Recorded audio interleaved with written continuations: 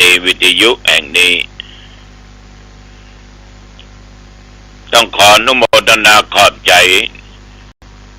ต่อญาติต่อโยมและครูบาอาจารย์สังฆเจ้า หลายตนหลายองค์ที่ได้บอกว่า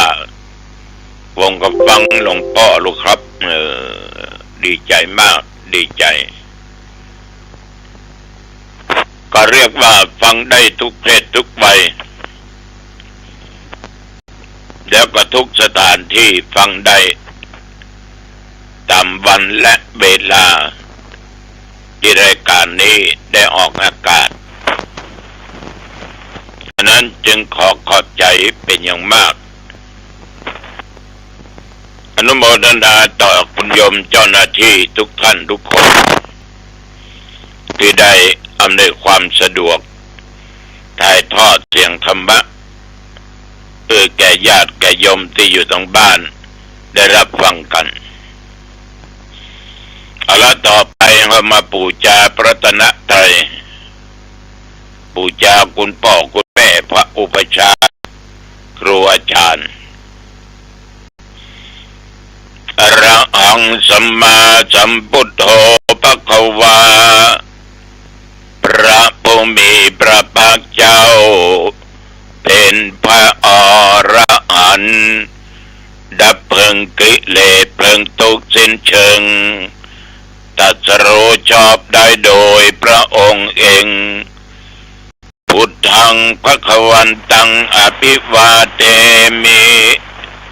ข้าพเจ้าอภิวาทพระผู้มีพระภาคเจ้า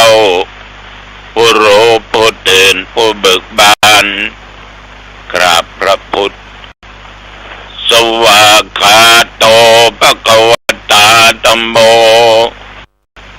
พระธรรมเป็นธรรมที่พระผู้มีพระภาคเจ้าตรัสไว้ดีแล้วธัมมังนัมมัสสามิข้าพเจ้านมัสการพระธรรมกราบพระธรรมสุปฏิปันโนภควโตสาวกสังโฆพระสงฆ์สาวกของพระผู้มีพระภาคเจ้าปฏิบัติดีแล้วสังฆังนัมมามิ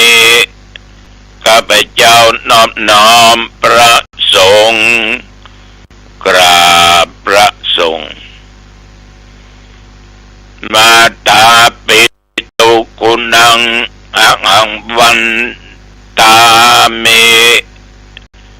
ข้าพเจ้าขอกราบวันตาบิดามารดาผู้มีพระคุณด้วยความเคารพอาจาริยคุณังอุปัชฌยคุณังอะหังวันตามิข้าพเจ้าขอกราบวันตาอาจารย์และพระอุปัชฌาย์ผู้มีพระคุณด้วยความเคารพกราบนะโมตัสสะภะคะวะโตอะระหะโตสัมมาสัมพุทธัสสะนะโมตัสสะภะคะวะโตอะระหะโตสัมมาสัมพุทธัสสะนะโมตัสสะภะคะวะโตอะระหะโตสัมมาสัมพุทธัสสะพุทธังสรณังคัจฉามิธัมมังสรณังคัจฉามิสังฆังสรณังคัจฉามิทุติยัมปิพุทธังสรณังคัจฉามิทุติยัมปิธัมมังสรณังคัจฉามิตุติยัมปิสังฆังสรณังคัจฉามิตติยัมปิพุทธังสรณังคัจฉามิตติยัมปิธั ธัมมังสรณังคัจฉามิตติยัมปิสังฆังสรณังคัจฉามิอิติปิโสภะคะวะอะระหังสัมมาสัมพุทโธวิชชาจรณะสัมปันโนสุขโตโลกวิโทอนุตตโรปุริสธัมมสารถิสัทธาเทวมนุษย์สานังพุทโธภควาติยันตุนิมิตตังอวมังคลัญจาโยจามนาโปสกุณสัสสโตปะปักขะโหตุสุปินังอากันตังพุทธานุภาเวนะวินาสเมนตุ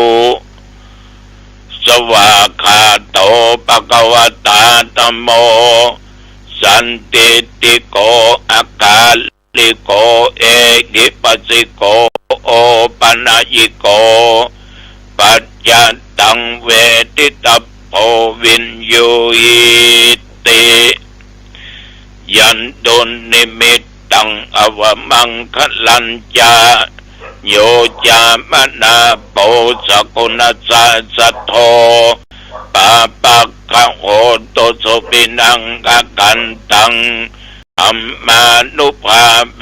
นะวินาสเมนตุสุปฏิปันโนภะคะวะโตสาวกสังโฆอุชุปฏิปันโนภะคะวะโตสาวกสังโฆยายะปฏิปันโนภะคะวะโตสาวกสังโฆสามีจิปฏิปันโนภะคะวะโตสาวกสังโฆยะติตังจัตตาริปุริสยุคานิอัตตาปุริสปุคลาเอสะภะคะวะโตสาวกสังโฆอาหุนายโยปาหุนายโยดักขินายโยอัญชลีกรณิโยอนุตตรังปุญญเขตังโลกัสสติยันตุนิมิตตังอวมังคลัญจาโยจามนาโปสกุณสัสสโทปะปักขะโหตุสุปินังอากันตังสังฆานุภาเวนะวินาสเมนตุยะโตหังปักขินิอริยายะชาติยาชาโตนาปิชานามิสัญจปนังชีวิตาวโรเปตาเตนะสัจเจนะโสติเตโอตุโสติกัปปัสสะโพชังโคสติสังคโตธัมมังวิจโยตถาวิริยัมปิติปัสสติโพชังคาจัตถาปเรสมาตุเปกขโพชังคาสัตติเตสัพพทักษินามุนินาสัมปทักขตาภาวิตาปะอุลิกตาสังวัตตันติอภิญญายะนิพพานายะโพธิยาเอเตนะสัจจวัชเชนะโสติเตโอตุสัพพทาเอกัสมิงสัมมเยนะโทโมคัลลานันจักกัสปังคิลาเนตุคิเตติสวาโพชังเคสัตตเทสเยเตจตังอภินันติตวาโรคามุจจิงสุตังคะเนเอเตนะสัจจวัชเชนะโสติเตโหตุสัพพทาเอกทาธรรมราชาปิเกลัญเยนะปิปิโตจุนดเต ตัญเยวะพนาเปตวานัสสาตรังสัมโมติตวาจะอาภาธาตัมมาพุทธาสิทธาดัสโสเอเตนะสัจจวัชเชนะโสติเตโอตุสัพพทาปะหินาเตจะอาภาธาตินันนัมปิมะเยสินังมัคคาอัตตกิเลสาวะปัตตานุปัตติธรรมตังเอเตนะสัจจวัชเชนะโสติเตโอตุสัพพทาสักกตัวพุทธรัตนังโอสถังอุตตมังวรังเยตังเตวมนุสสานังพุทธเตเชนะโสตินานัสสันตุปัตตวาสัพเพทุกขาบูปาสเมนตุเตสักกตัวตัมมรัตนังโอสถังอุตตมังวรังปะลิลาหูปัสมนังธรรมเตเชนะโสตินานัสสันตุปัตตวาสัพเพปยาวูปัสเมนตุเต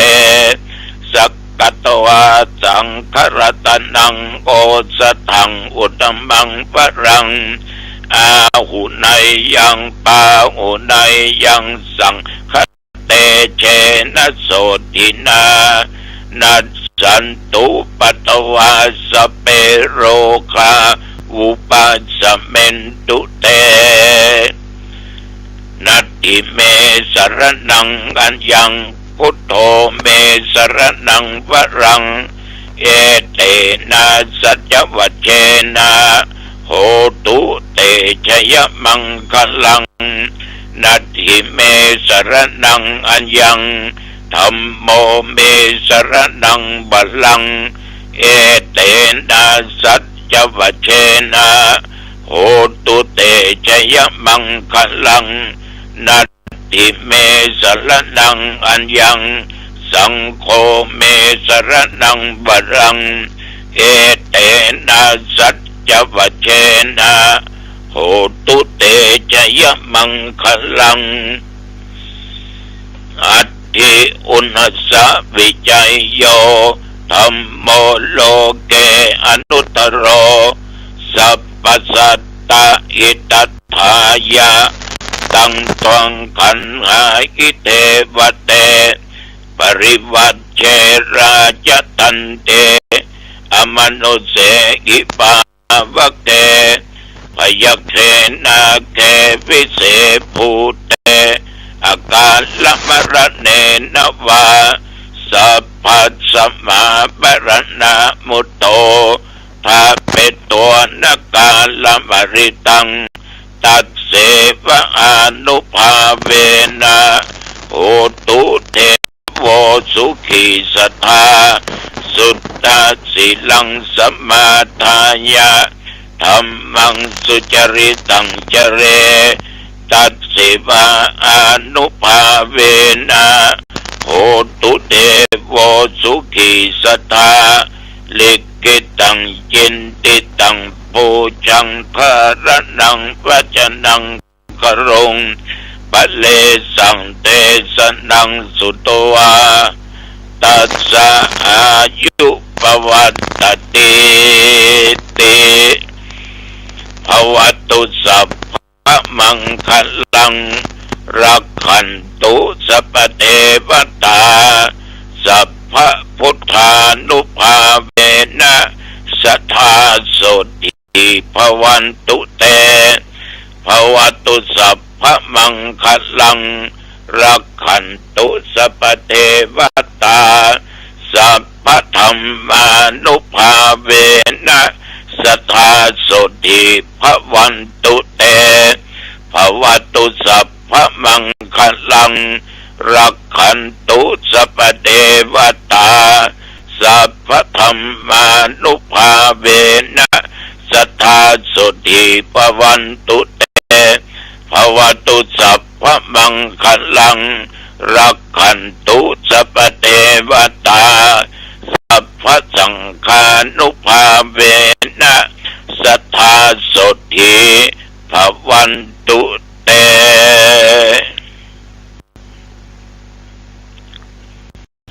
โดยบทพุทธานุภาพ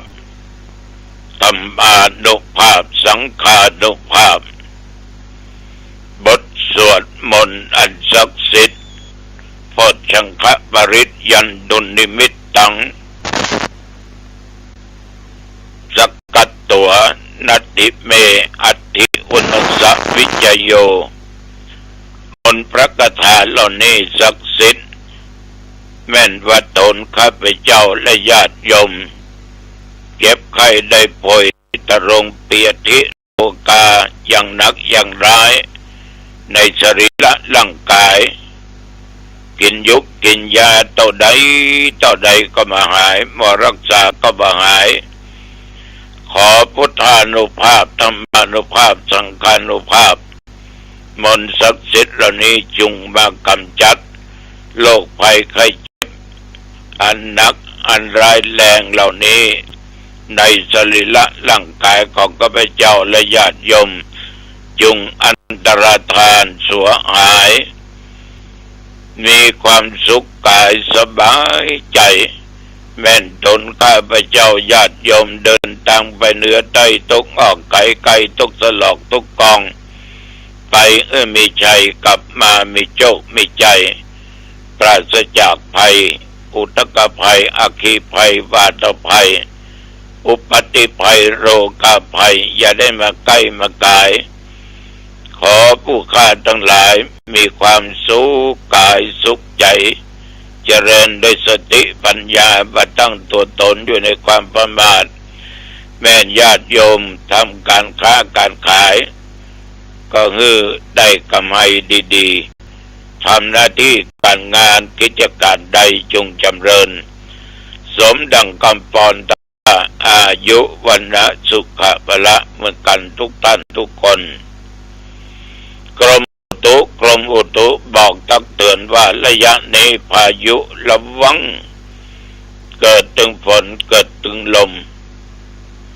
พี่น้องตั้งแม่ฮ่องสอนตั้งเมืองเปล่าตั้งเวียงแหงตั้งเมืองเปล่าตั้งน่านตั้งเชียงรายหลายที่หลายแอ่งหลายคน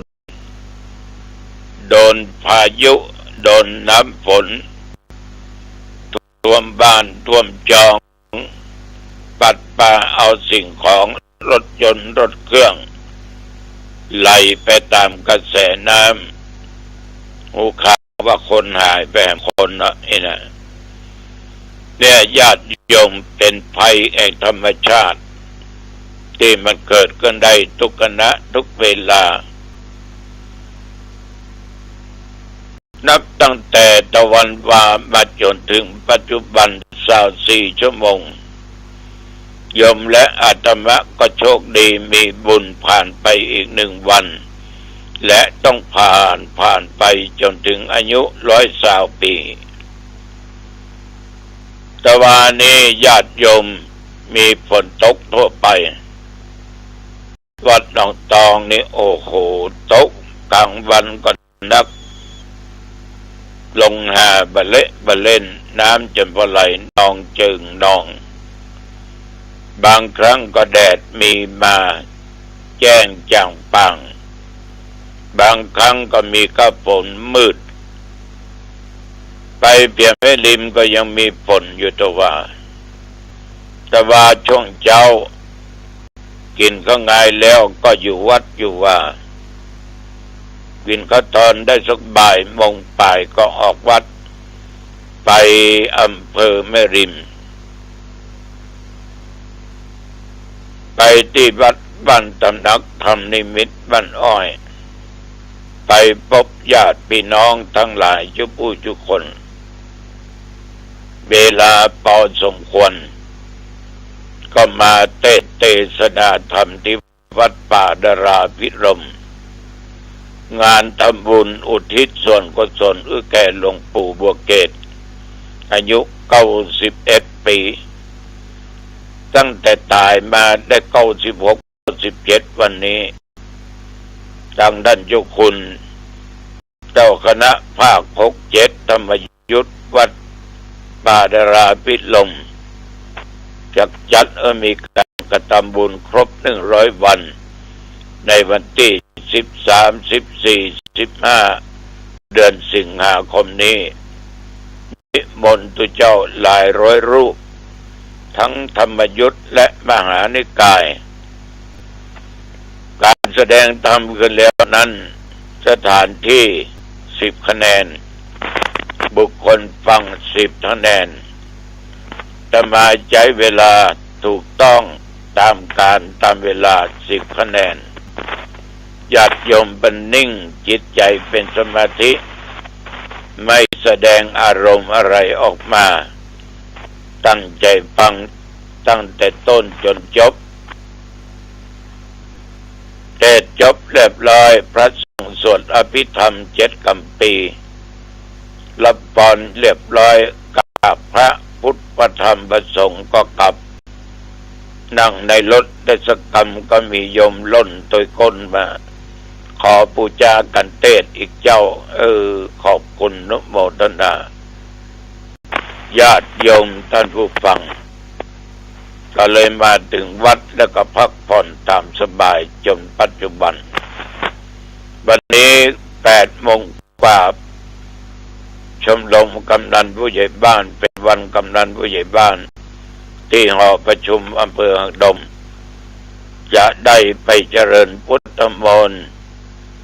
เป็นบังคละมงคลต่อกำนันผู้ใหญ่บ้าน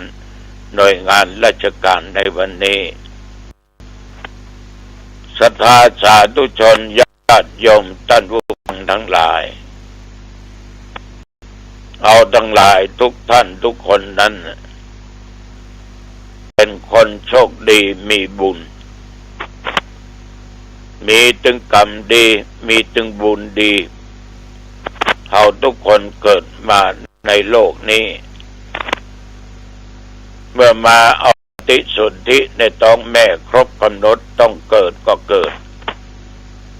แล้วอยู่ยงคงกระพันมาจนอายุป่านนี้ก็แสดงว่าบุญเก่าบุญหลังบุญต่อบุญเติมญาติโยมได้สร้างไว้มีมากพอสมควรบุญตั้ง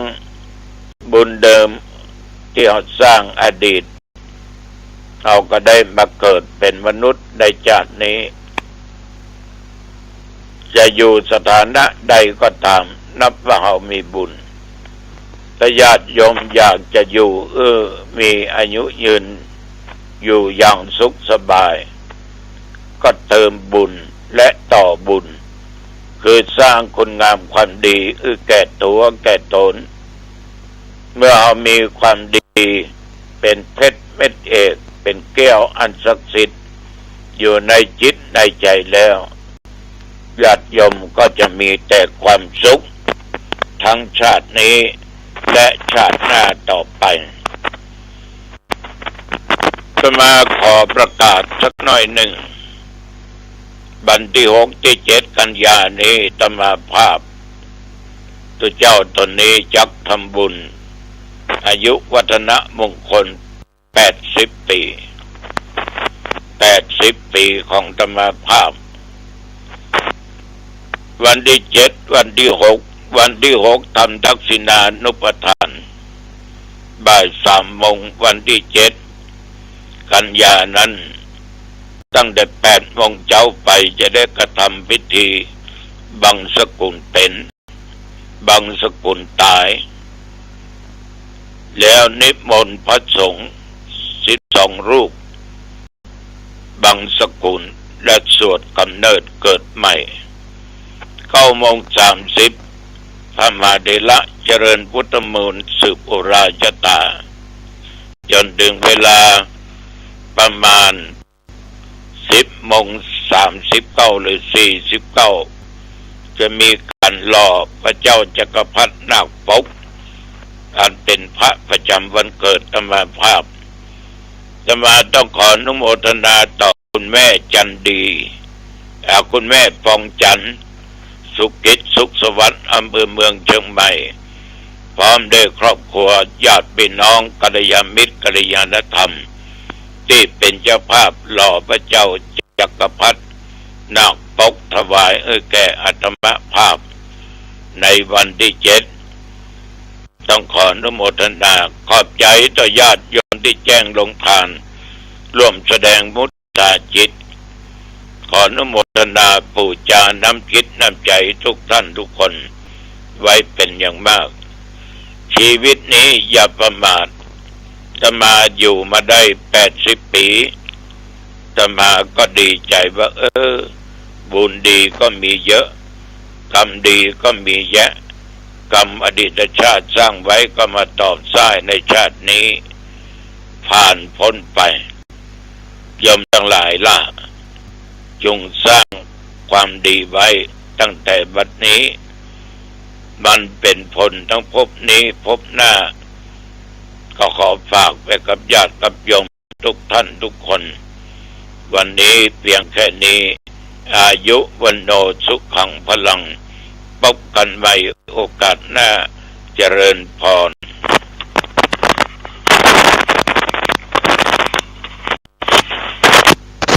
เอาละครับคุณผู้ฟังธนาคารแห่งประเทศไทยพิมพ์แบงก์